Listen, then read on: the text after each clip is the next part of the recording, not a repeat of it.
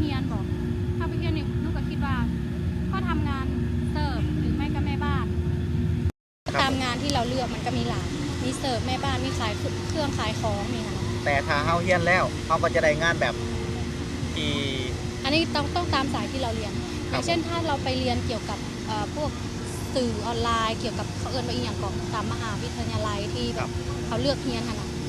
อันนั้นมันก็น่าจะมีเพราะว่านุชก็ยังไม่ได้ไปถึงขั้นนั้นก็ต้องรอดูตอนต่อไปว่าเราจะทำอะไรยังไงบ้างครับแต่ว่ายังอันนั้นอยู่แต่ว่าคนที่แบบเขาจะบริเฮียนแบบนี้นะมันก็บ่เกี่ยวเนาะเพราะว่าคนที่บางที่คนที่เขาจะบริเฮียนแบบนี้นะแต่ว่าเขาจะมีความสามารถแบบไปเฮ็ดงานอย่างอื่นที่สามารถได้เงินเดือนไหลก็มีคือกันอันนี้ก็บ่ได้ดูถูกเนาะมันแล้วแต่ความสามารถของเฮาเองแต่โดยใจสมัครแล้วอยากพัฒนาตัวเองให้ร้ายขึ้นอยากต่อยอดตัวเองให้ร้ายขึ้นว่าสันสาแม่นหวังว่าแบบอาจจะได้เพราะว่า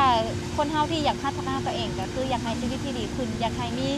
มีเงินมีงานมีการศึกษาที่ดีนั่นแหละเพราะว่าการศึกษานี่มันก็ไม่ใช่ว่าเราเรียนมาแล้วเราจะไปทำงานได้เงินเดือนสูงขนาดนั้นมันก็ไม่ใช่ขนาดนั้นแต่มันก็ทำให้เราทำงานง่ายขึ้นมันทำให้เรามีทางเลือกมากขึ้นแมนและอีกอย่างมันก็อยู่ความสามารถแล้วก็ความแบบพยายามของเฮาด้วยเนาะบ่แม่นสิว่าเรียนจบมาเลยสิได้เงินเดือนสูงๆก็มันก็บ่เกี่ยวบางคนเรียนที่บ่ได้เรียนจบหรือว่าบ่ได้เรียนเขาเจ้าก็มีเงินเดือนอันหลายหรือว่าเงินเดือนสูงๆก็มีอันนี้มันขึ้นกับความสามารถความพยายามมันขึ้นอยู่กับใจเนาะเอื้อยแล้วก็โอกาสด้วยเนาะแม่นอยากบอกอย่างกับคนที่มาถามแบบนี้อยากบอกอย่างบอกคนที่มาถามแบบนี้มันก็น่าจะไม่ได้เรียน ตรงไปหรือเปล่าจะพูดได้เบาน้อยหรือเปล่าเนี่ยล้อเล่นเอาจังสีสา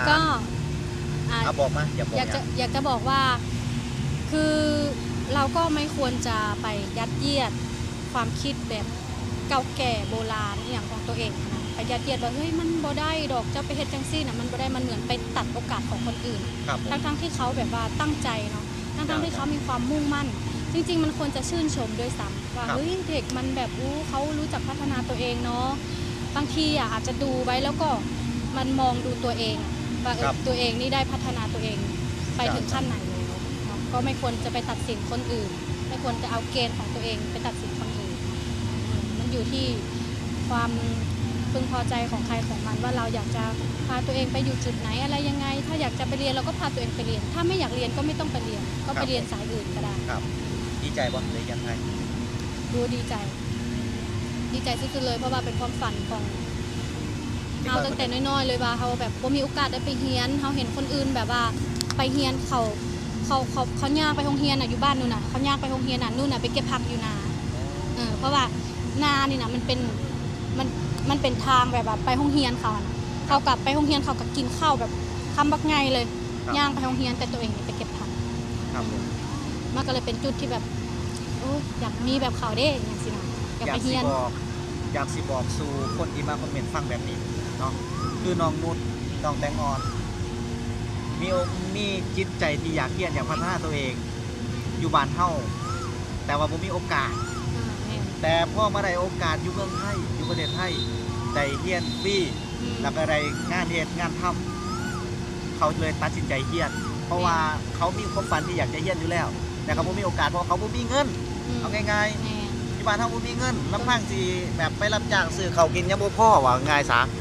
เพราะเขามีโอกาสเขาเลยตัดสินใจเรียนเนาะส่วนว่าเจ้าบ่มักเรื่องการเรียนบ่อยากพัฒนาตัวเองบ่อยากหาความรู้ให้ตัวเองก็บ่ควรที่จะมาตัดสินคนอื่นบ่ควรที่จะมาบูลลี่คนอื่นเนาะบ่แม่นว่าเจ้าของนี่เรียนจบป .1 ก็สามารถหาเงินได้เงินเดือน 14,000 56,000 คือกันก็สามารถแบบไปตัดไม้ขายได้เงินหลายคือกันก็สามารถไปค้นปูนค้นแฮไปแบกปูนได้เงินหลายคือกันแล้วสิมาตัดสินคนอื่นจังซั่นบ่แม่นเนาะคือน้องนุชเขาบ่อยากแบกปูนคือเจ้าเขาบ่อยากแบกไม้คือเจ้าเขาก็เลยเลือกที่จะเรียนเพื่อจะพัฒนาตัวเองเพราะว่าแบกมันเหนื่อยแล้วครับผมแล้วซุมื้อนี้เขาก็สามารถไปเฮ็ดงานตามห้างหรือว่าตามห้างต่างๆตามรถ BTS ได้ตากแอร์ได้เพราะว่าเขามีความรู้เนาะส่วนผู้ที่มาคอมเมนต์ตัดใหม่ แบกปูนโบกปูนก่อสร้างถามมาอยู่เมืองไทยก็เฮ็ดได้ซ้ำนั่นเด้เพราะว่าบ่มีความรู้เด้ให้ไปเป็นเด็กเสิร์ฟอ่านบ่ได้เขียนบ่เป็นเขาสั่งเมนูก็อ่านบ่ได้เขียนบ่เป็นก็สิได้แต่ล้างถ้วยแบกปูนโบกปูนเนาะแต่ว่าน้องทั้งสองเพิ่นอยากพัฒนาตัวเองเพิ่นอยากไปต่อเพิ่นเลยเลือกที่จะเฮียนเนาะอันนี้คือสิ่งที่บ่หน่อยคำนวณหรือว่าสรุปให้สิ่งที่น้องๆเพิ่นเว้านะสิ่งที่น้องๆเพิ่นเว้าบ่หน่อยเข้าใจความรู้สึกน้องนุ่นเด้แต่ข่าวว่าไปซื้อสูตรสิเฮียนต่อ แม่นนี่มาอวดอันนี้ เอาส่วนมาเบิ่ง โอ้ ซีเอ็นกศนเลยเด้อบัดนี้ สมัครหรือยังสมัครหรือยัง เข้าใจความ เดื รู้ อนหน้าเดือนหน้า โอ้ยโอเค เดือนหน้าสิเฮียนแม่นบ่ เข้าใจความรู้สึกนี้เลย แม่นเดือนหน้าซีเอ็นแล้วสิอยากใส่มือนี้เลยน่ะ ตอนที่เฮาอันนั้นนะตอนที่เฮาอันซื้อนักศึกษาใหม่ๆหั่นนะ แม่ ตื่นเต้น แล้วก็แบบ เรียนกศนไปสมัคร เจ้า แม่ก็คืออยาก เมื่อกี้ลืมถาม อันไหนไม่อายน้อย อยากรู้ว่าการเรียนที่ประเทศไทยกับประเทศลาวนี่แบบมันแตกต่างกันยังไงอะไรอย่างเงี้ยก็เฮากับบ่มีความรู้จากตรงนี้เนาะ ครับ เพราะว่าอยู่ประเทศลาวเฮากับบ่มีโอกาสได้เรียนเพราะว่าตอนนั้นก็ออกจากโรงเรียนกับม .3 อะนะ เจ้า ออกจากโรงเรียนม .3 ก็คือตอนนั้นก็คิดว่าสิเข้าเรียนต่อเลยได้ก็คือแบบบอกกับอาจารย์ว่า อาจารย์หนูจะออกโรงเรียนปี1 ปีแล้ว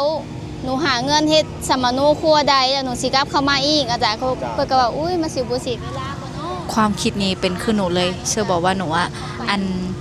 คือหนูนะบอกว่า3 ปีสิมาหาเงินอยู่ประเทศไทยแล้วก็สิกลับไปเรียนอยู่ประเทศลาวให้จบสรุปมาก็เลยบ่ได้กลับตอนนี้7 ปีแล้วยังบ่ได้กลับอยู่ 10 ปีแล้ว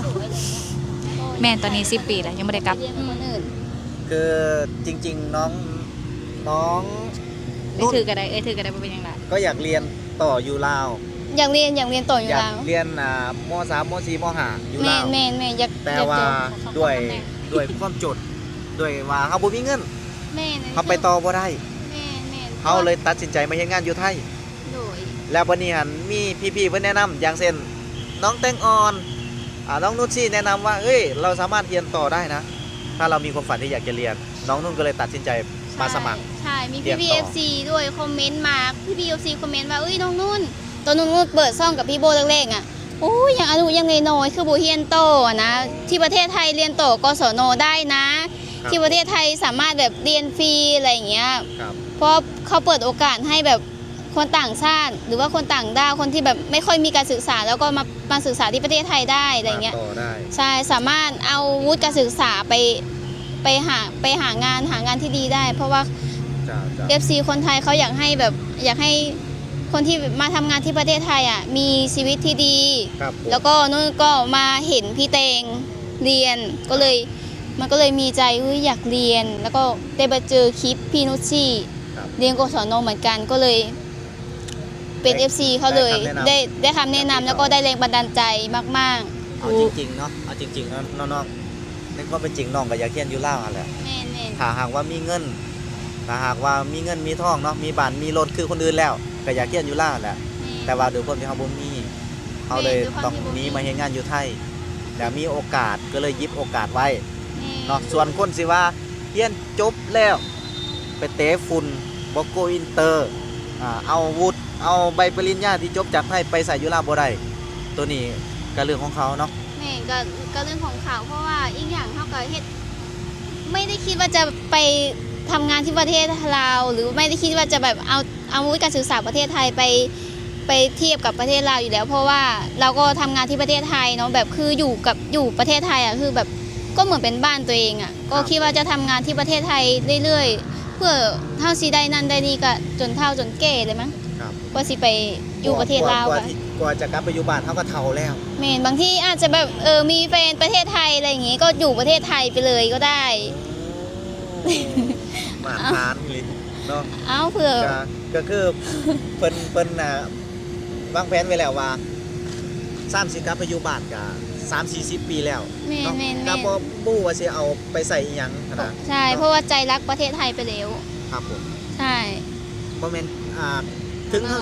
ถึงเฮาจะบ่รักถึงเฮาจะรักหยังก็สร้างเฮาก็จำเป็นต้องเฮ็ดงานอยู่นี่อยู่แล้ว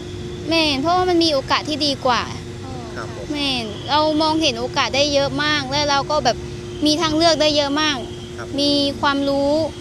มันรู้สึกว่าเราอยากพัฒนา น้อยใจบ่ ฮะ คนอื่นน่ะเขาเฮียนอยู่บ้านอยู่กับพ่อกับแม่กับครอบครัวแต่น้องต้องมาหาเงินอยู่ผู้เดียวนี่น้อยใจบ่ ก็คือถ้าที่แรกก็ตอนที่ทำงานไปกรีดยางเนาะกรีดยางที่ประเทศลาวก็ตอนนั้นก็น้อยใจที่แบบไม่ได้เรียนเหมือนคนอื่น น้อยใจพ่อกับแม่ทำไมไม่หาอะไรอย่างเงี้ยไม่หาส่งให้ลูกเรียนอะไรอย่างเงี้ยคือคิดอย่างนี้นะคิดจริง ๆ แต่ว่าคิดไปคิดมาก็ถ้าเราไม่หาก็ไม่มีใครหาอะไรอย่างเงี้ยเขาก็ไม่รู้อะไรอย่างเงี้ยเพราะว่าพ่อกับแม่หนูไม่ก็แบบหาแหละแต่มันก็ได้น้อยอ่ะขนาดหนูจะไปเรียนอ่ะเขายังไปยืมเงินคนอื่นมาจ่ายค่าเทอมเลย ประมาณแสนหนึ่งนี่แหละก็ยังไม่มีเงินจ่ายค่าเทอมอ่ะ แฟนกีดยังบ่มี ใช่ก็คือแบบว่า ทั้งที่คนอื่นนี่ แม่คือกันเลย คนอื่น กันเล นี่ ย มีรถมีเรือนอยู่กับพ่อกับแม่ แต่น้องนุ่นบ่มีน้อยใจบ่ ก็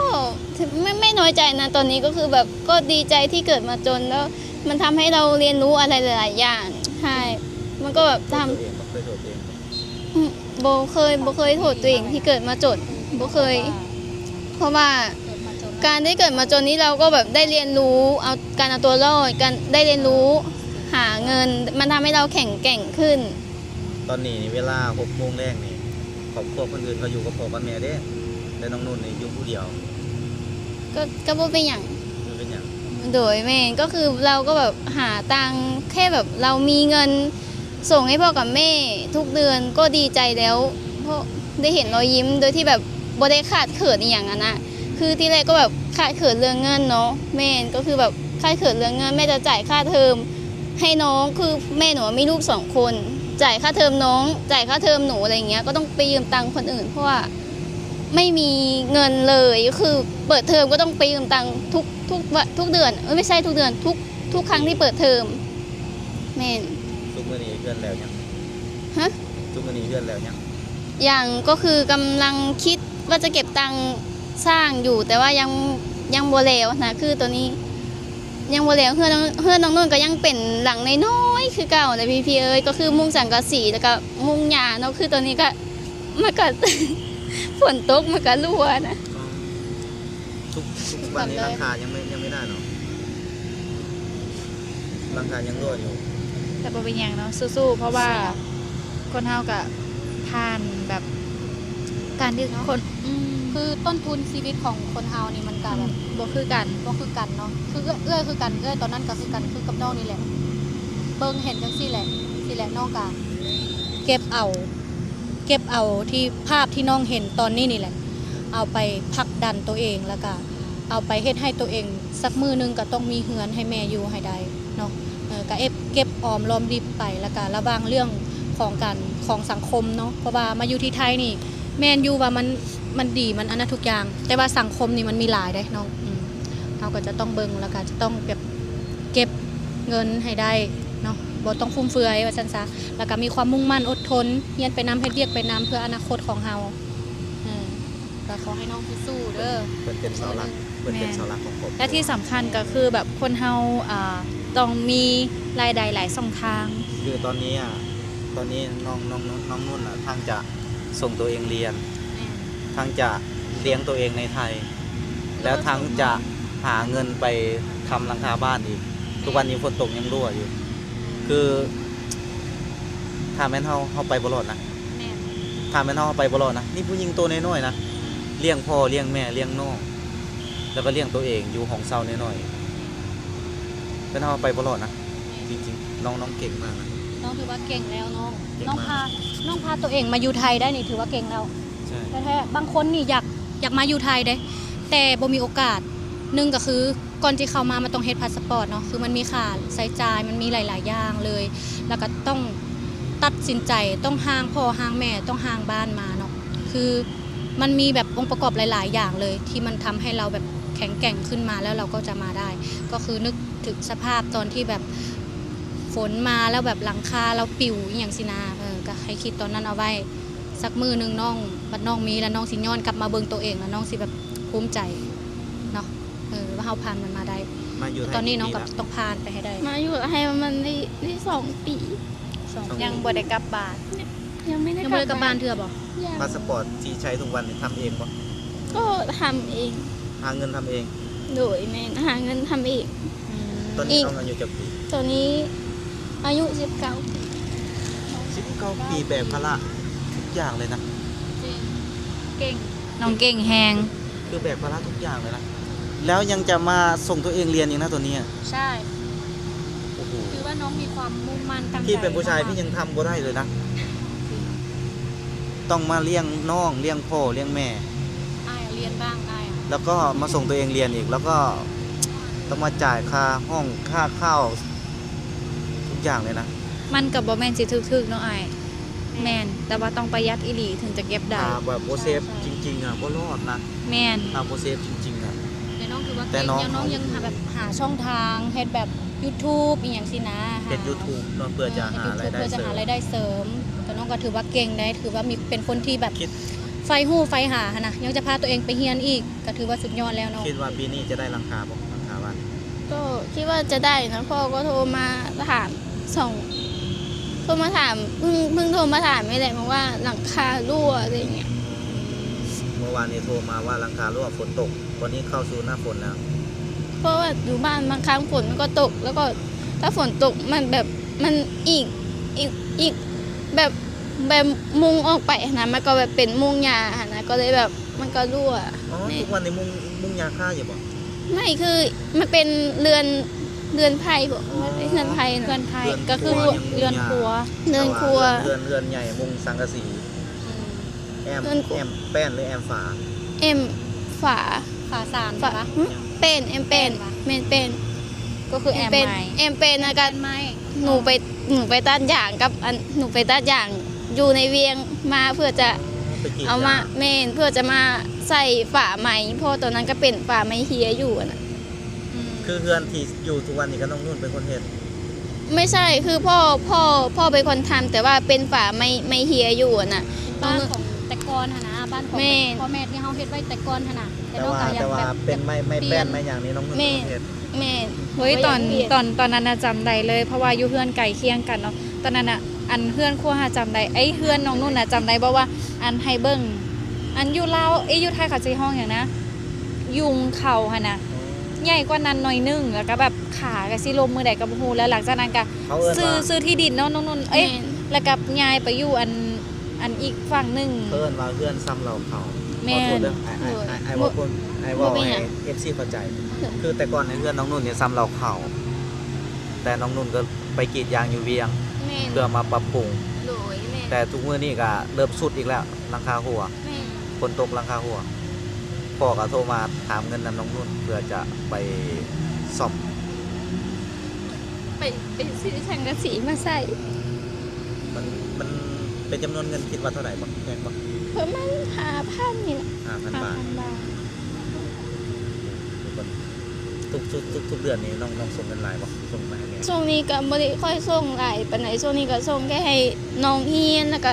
ใช้จ่ายในครอบครัวนิดนึงอะประมาณเดือนหนึง1,000 กว่าประมาณนี้ก็เลยต้องเก็บไว้กับตัวเองนำหั่นน่ะ เพราะว่าน้องนุ่นก็ต้อง เพราะว่าหนูก็มีค่าใช้จ่ายหลายเดือนนี้ก็อาจจะแบบว่าเดือนหน้าก็หนูก็ต้องเก็บไว้เพื่อแบบต่ออายุบัตรเดือนหน้า ประมาณไซส์ประงบประมาณ 5,000 นี่แหละต่ออายุบัตรน่ะ ใช่ก็ต้องต่อคือกั ใช่ แม่น ก็นั่นแหละต้องเผื่อไว้ แล้วตอนนี้น้องก็ต้องมาเรียนนี่มันแฮงเพิ่มขึ้นภาระเพิ่มขึ้น แต่ก็บ่เป็นอย่างอาจจะแบบประหยัดขึ้นกว่าเก่าอะไรอย่างเงี้ย น้องต้องกินมือจากปาก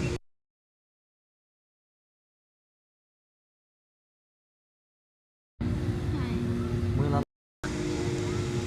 ก็เป็นบางไม่รู้อะก็ บางมือ บางวันก็ บางวันก็ไม่บ่ฮอดบางวันก็ฮอดนั่นแหละ ด้วยความที่แบบบางเทื่อก็กินมาม่าเนาะน้องนุ่นที่เฮาอยู่หอเด็กกัน แม่ น่ะ แม่ เวลากินมาม่าร ถซี่เคยอยู่จุดนี้ป่ะ เป็นตะคริว รถซี่น้องเคยอยู่จุดนี้อยู่ป่ะ อุ้ยน้องหัน มีเคยอยู่ไหมป่ะ เคยน้องก็เคยอยู่จุดนี้คือกันเนาะแต่ว่าตอนนั้นหันน้องยังน้อย น้องหันหลังคาหัวเนาะตอนนั้นหันเฮือนหลังคาหัวนี่ยังน้อยเนาะอายุประมาณแบบ10 ปี11 ปีนี่แหละพาน้องกับแม่น้องสาวน้องหันยังน้อยๆหนึงพาน้องกับแม่ไปนอนเฮือนคนอื่นก่อนเพราะว่า ฝนมันมาล่ะแบบอันนั้นหันบ่ได้มุงไม้เนาะบ่ได้แอมด้วยไม้แอมด้วยฝาสารหั่นน่ะแล้วก็เป็นหญ้าคาอหย่างสินะเวลาฝนมาแล้วมันก็ไปเลย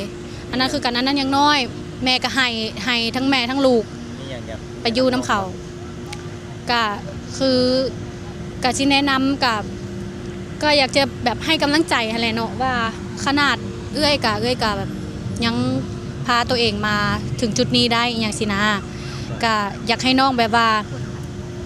พาตัวเองไปให้ถึงจุดที่แบบน้องฝันไว้ค่ะนะให้ได้ละกันเนาะให้มันได้เพราะว่าคนเฮานี่ความพยายามนี่มันก็เฮ็ดให้เฮามีได้ตามที่เฮาคิดไว้ว่าซั่นซะเนาะถึงมันอาจจะบ่ได้ตอนนี้มันอาจจะบ่ได้ไวแต่สักมื้อนึงน้องสิได้แน่นอนถ้าน้องมีความอดทนมุ่งมั่นตั้งใจ สำคัญเรื่องสังคมเนาะ คือว่าแหละสิ่งสำคัญคือเรื่องสังคมนี่แบบว่าสำคัญสุดๆเนาะ ถ้าเราตัดสินใจยังพลาดไป คือเขาบอกว่าเอาพัวผิดทิ้งจนวันตาย แมน นี่แหละคือสิ่งที่เอ่ยเป็นอยากซื้อ เรื่องหมู่เรื่องแฟนจังซี่นะคือบ่แม่นว่าเฮาบ่ต้องไปคบดอกผู้นั้นบ่ดีบ่ต้องไปคบบ่แม่นเฮาก็คบได้แต่อันใดที่บ่ดีนี่เฮาก็บ่ต้องไปเฮ็ดตามเขาเนาะ คล้ายๆแบบว่าแฟนที่เขาคบแต่ว่าขอแต่เงินน้ำเฮาใส่แต่เงินน้ำเฮามีแต่คนหลบ แม่น เอากาบอกควรที่จะไปใกล้คนแบบนั้น แม่น คนที่มาคบกับเฮาเขาบ่เอาเงินมาให้เฮาแต่ว่าเขาบ่ขอเงินเฮาอันนั้นไปได้ แม่นนั่นแหละเรื่องแฟนนั่นแหละคือว่าหั่นแหละว่าถ้าเขามาดึงเฮาหรือว่าเขามาพาเฮาไปแบบในทางที่มันบ่ดีอีหยังสินะเพราะว่าเดี๋ยวนี้นี่เรายาปลาปิ้งเนาะมันแบบมันมีแบบเอิ้นว่าอีหยังก็มีเกลือนหั่นน่ะเรื่องยกเรื่องยาเรื่องเทคเรื่องพับอีหยังสินะเนาะมันมีเกลือนไปหมดเลยถามว่าเฮาไปเที่ยวได้บ่ไปเที่ยวได้แต่เฮาบ่ต้องไปหมกมุ่นกับสิ่งที่ว่ามันแบบมึนเมาหลายเกินไปอหย่างสินะเพราะว่ามันมันเฮ็ดให้เฮาเสียสุขภาพมันเฮ็ดให้เฮาคิดไปในทางที่แบบบ่ดีอหย่างสินะมันก็อาจจะตัดอนาคตของเฮาได้เนาะระมัดระวังเรื่อง แม่น เนาะ ระมัดระวัง การที่ประสบผลสำเร็จคือไอ้นุ่นกับโมเป็นของง่าย บ่มีเรื่องง่าย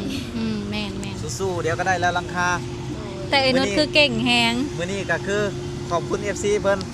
ได้ข่าวว่า FC เพิ่นซัพพอร์ตเรื่องสุด เย้